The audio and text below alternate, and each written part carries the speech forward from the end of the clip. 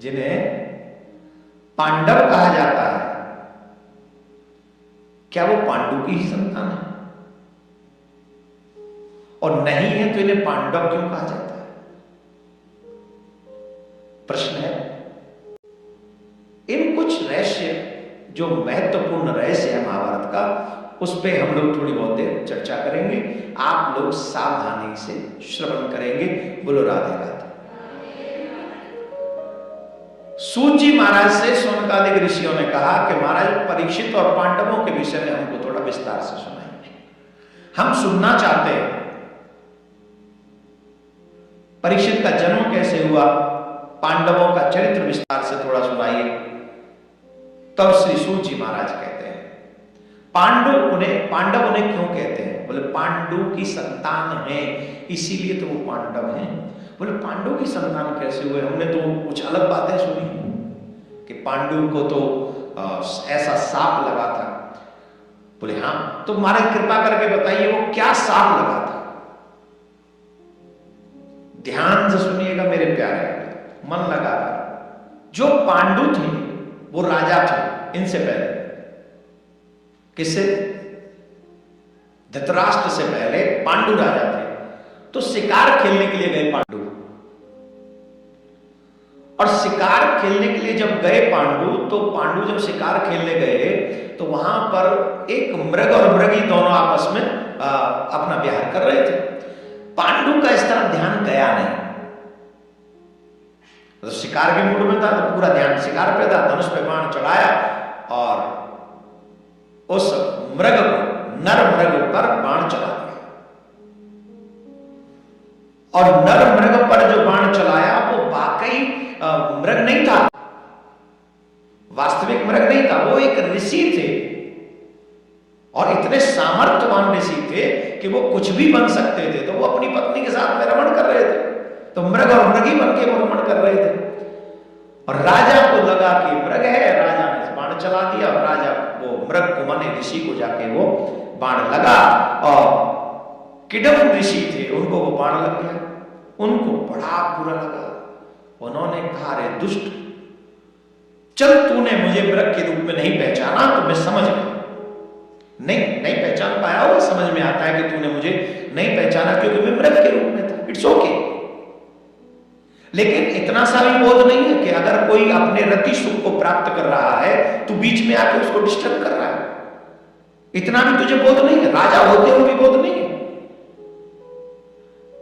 तू नहीं जानता है कि तूने मुझे कितना बड़ा दुख दिया है। वो ऋषि मृग के वेश में थे, अपनी पत्नी को मृगी बनाकर वो रमण कर रहे थे।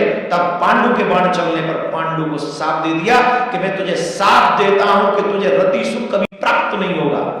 अगर तूने गलती से भी अपनी स्त्री का स्पर्श किया, स्पर्श मात्र से तू मृत्यु को प्राप्त हो जाएगा। ऐसा शाप। राजा इस डर से, इस शाप से बहुत भयभीत हो गए, और राजा को मृत्यु का डर सताने लगा पांडु को। तो वो वन में चले गए, राजपाट छोड़ छाड़ के। मैं नहीं आ रहा सकता, कहीं ऐसा ना हो कि कहीं स्त्री का स्पर्श हो जाए और मेरी मृत्यु हो जाए। तो वन में जाके जोगियों जैसा वेश बनाकर पांडु रहने लगे। लेकिन अंत में फिर उनको समझाया कि तुम वन में क्यों रह रहे हो, तुम यहां भी रह सकते हो। दोनों पत्नियां भी कहीं कि हम तो यही आपकी सेवा करेंगे, आपसे दूर रहेंगे, हम आपका स्पर्श होने ही नहीं देंगे, हम अपने आप को दूर रखेंगे। तो एक दिन कुंती बहुत दुखी हुई, पांडु बहुत दुखी हुए कि देखो गृहस्थ में जाने का मतलब तो एक है कि पुत्र होना चाहिए, बिना पुत्र की गति नहीं होती। लेकिन जो शाप मुझे लगा है, इस शाप के कारण जो सबसे दुष्परिणाम यह है कि मेरा वंश आगे नहीं चल सकेगा। यही मेरा दुख है। अब मैं कैसे अपने वंश को आगे बढ़ाऊं? कुंती ने कहा, if you don't mind, I have a way, एक रास्ता है। बोले क्या रास्ता है? बोले मेरे बाल्यकाल में दुर्वासा ऋषि ने मुझे एक ऐसा मंत्र दिया है, जिस मंत्र का स्मरण करके मैं किसी देवता का ध्यान करूं तो उस देवता को वहां आना पड़ेगा। फिर बोले उस देवता से हम जो मांगेंगे सो हमें मिल जाए। फिर तुमने पहले क्यों नहीं बताया? बोले इसलिए नहीं बताया क्योंकि लोग पतिव्रता स्त्री में तो फिर भेद करेंगे। बोले नहीं, स्वधर्म को पालन करने के लिए, वंश को चलाने के लिए अगर तुम ये प्रयोग करती हो तो कोई गलत नहीं होगा। तो वही मंत्र कुंती ने माद्री को भी दिया। माद्री जो दूसरी उनकी पत्नी थी। तो कुंती ने 3 देवताओं का स्मरण किया। धर्मराज माने यमराज, उन्हीं को धर्मराज कहते हैं, उन्हीं को यमराज कहते हैं। पापियों के लिए वो यमराज है और धर्मात्माओं के लिए वो धर्मराज। तो याद रखिए वो 2 नहीं है, 2 पोस्ट नहीं है वहां, वो एक ही पोस्ट है लेकिन 2 नाम है। पापियों के लिए यमराज है और धर्मात्माओं के लिए वो धर्मराज है। तो 3 किस किस को बुलाया? धर्मराज को बुलाया, वरुण को बुलाया और इंद्र को बुलाया। और तीनों से एक एक पुत्र की आशा करी। तो गर्भ से नहीं आए वो पुत्र, बस प्रकट हो गए, उनकी गोद में आ गए। देवता तो कुछ भी कर सकते हैं। तो धर्मराज से युधिष्ठिर हुए, जिन्हें धर्मराज भी कहा जाता है। जब कुंती ने धर्मराज का आह्वान किया तो स्वयं धर्मराज प्रकट हुए, मतलब यमराज प्रकट हुए और उन्होंने कहा कहो देवी आप क्या चाहती हो? बोले मैं एक पुत्र चाहती हूं जो धर्म के पथ पर चलने वाला हो। बोले ये वस्तु। तो धर्मराज हुए। फिर वायुदेव वरुणदेव का आह्वान किया, वरुणदेव नहीं पवन देव का, वायुदेव का आह्वान किया।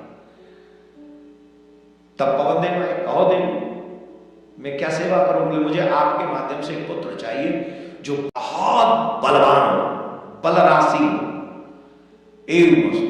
तो उनसे भीम हुए। फिर इंद्रदेव का आह्वान किया। इंद्रदेव ने भी कहा देवी आप आज्ञा करें। बोले मैं चाहती हूं एक पुत्र आप प्रदान करें। माता जी, ए माता जी किथे? नहीं साडा की होएगा? जल्दी जाओ। आजकल इन हस्बैंडों का भी पता नहीं किस बात पर उठ जाए।